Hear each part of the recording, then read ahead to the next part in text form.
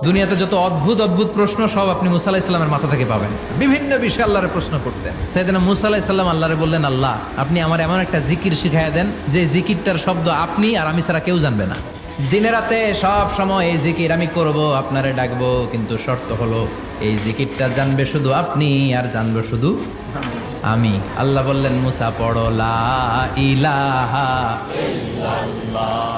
মুসা আলাইহিস সালাম কয়, মাবুদ এটা তো জাতীয় জিকির, সবাই জানে। আমি তো চাইছি এক্সেলেন্ট একটা জিকির, কারো কাছে নাই, শুধু আমি জানবো আর আমি পড়বো।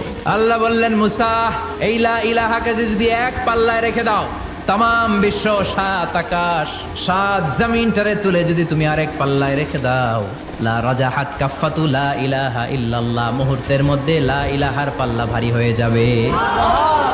ও মুসা, তুমি যতই এক্সক্লুসিভ জিকির চাও, লা ইলাহার চেয়ে দামি জিকির আমার কাছে নাই।